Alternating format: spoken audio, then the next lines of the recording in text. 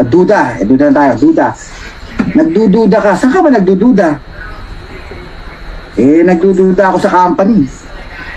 Ang duda, nananatiling duda kapag wala kang kaalaman. So, aralin mo yung company, mag-research ka, attend ka ng mga presentation, alamin mo, mawawala lahat ng duda mo. Yung may-ari, alamin mo rin. Duda ka sa sarili mo, magagawa ko ba yan? O, wag na tayong lumayo. Ako po ay isang high school graduation lamang. Kung ako nga nagawa ko, ikaw pa kaya? Diba?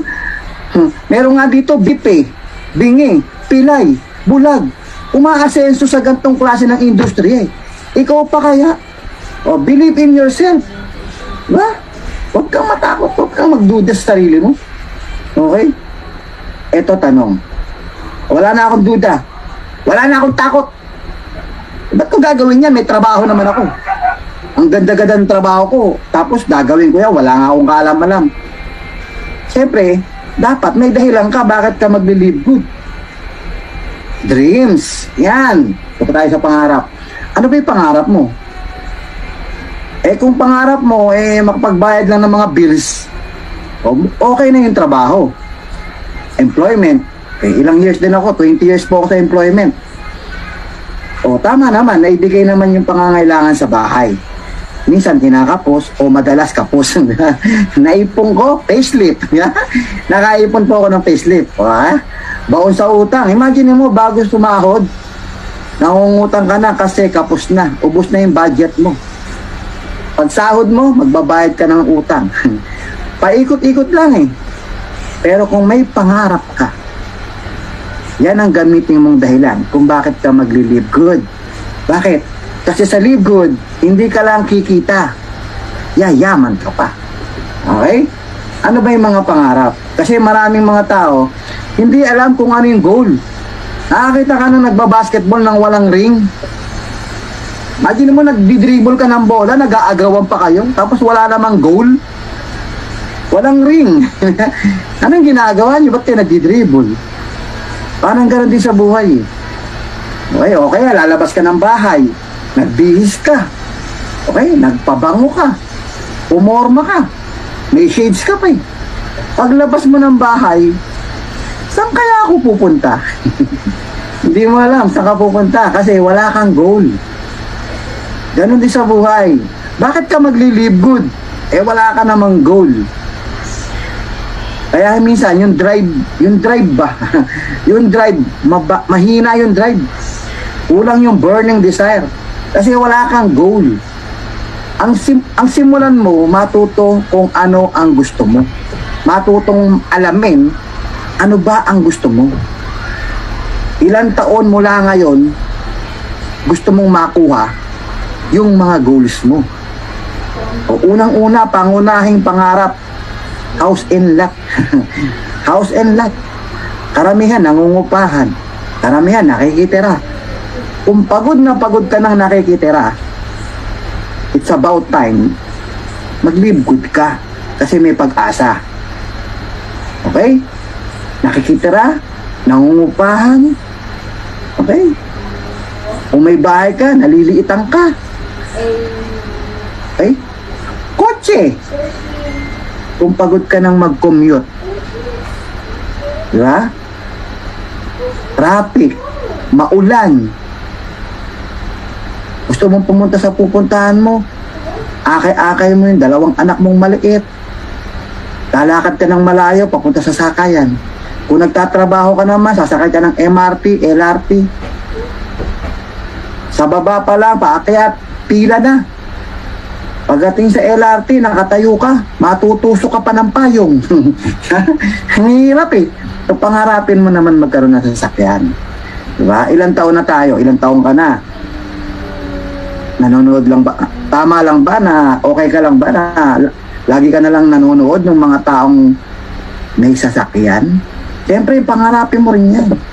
Okay? Kailangan pangarapin mo yan. Yan ang magtutulak sa'yo para mag-live good. Okay, ito yung mga dahilan. Ito yung mga dahilan ko. What is your deepest why? Una, syempre, magkasasakyan. Meron na ako sasakyan, pero syempre, minsan, gusto mo rin yung mag-upgrade ka. So, Tuloy-tuloy yung pangarap. So, dito tayo sa SUV naman tayo. Pangarap mo magkaroon ng magandang bahay. O yan, no? Bagay na bagay sa'yo. Pink. Kulay pink na bahay. Ganda, di ba? Siyempre, ang pinaka gustong-gusto ko, magkaroon ako ng passive income.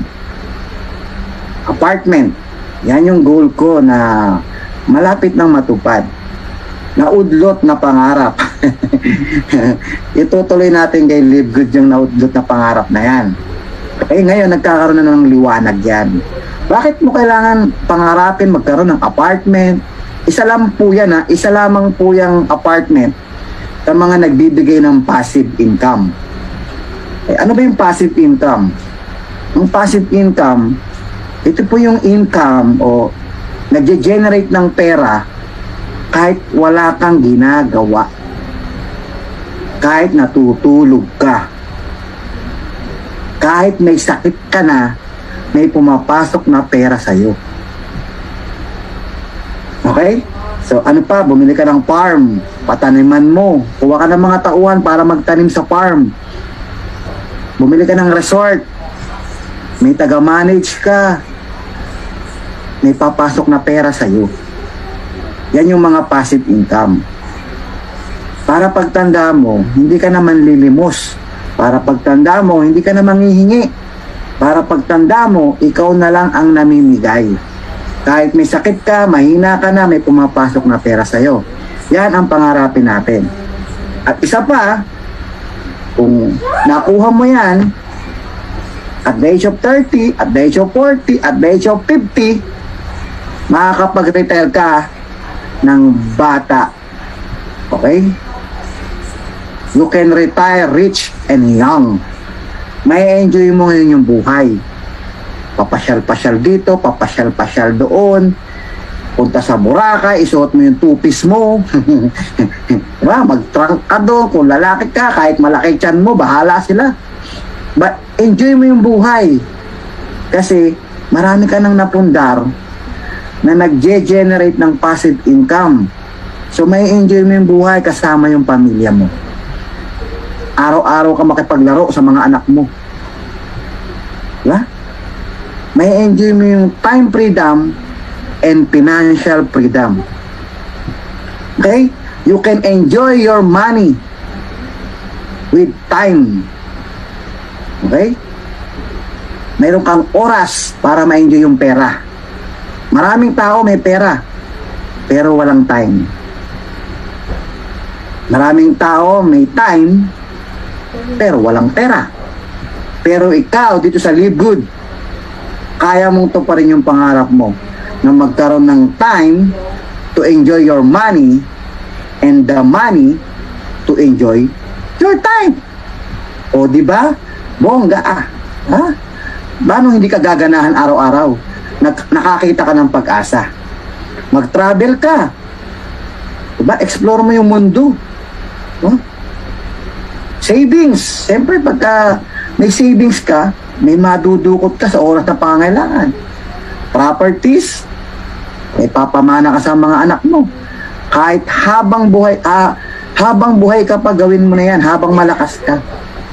Hindi mo madadala sa langit yan. Sabi nila, wala po tayong balak dalhin yan. Iiwan mo yan sa mga mahal mo sa buhay. At kung hindi ka pa pupunta ng langit, ba't ka nagmamadali? Kung hindi ka pa pupunta ng langit, di ba? May enjoy mo yan habang nabubuhay ka. Okay? Paano kung magta-traditional business na lang ako? Ayaw kong live good. Mag-business na lang ako. O sige, kailangan mo ng big capital. Sa Live Good, 3,000, makapag-start ka na eh. Sa traditional business, kailangan mo ng malaking capital. Kailangan mo ng skills. Hindi naman pwedeng magtatayo ka ng talyer, hindi ka marunong. Magtatayo ka ng bakery, hindi ka marunong magmasa. Kailangan harapin mo yung mga risk. Ano ba yung mga risk na yan? Ang dami. Andiyan na rin yung competition, yung lugi, hindi maganda yung pwestong nakuha mo, iniwan ka ng mga tao mo, ang daming overhead expenses dyan, sakit ng ulo, kuha ka ng permit, Na-experience ko na po yan kahit na ang business ko ay food cart lamang. Pero na-experience, lalo na kung malaking business mo. Minsan, hindi lang 12 oras ang igugugol mo. Nakatuto ka sa negosyo mo. Araw-araw, sakit ng ulo yan. Okay? Yung capital mo na 500,000 o 1,000,000, maliit pa yan.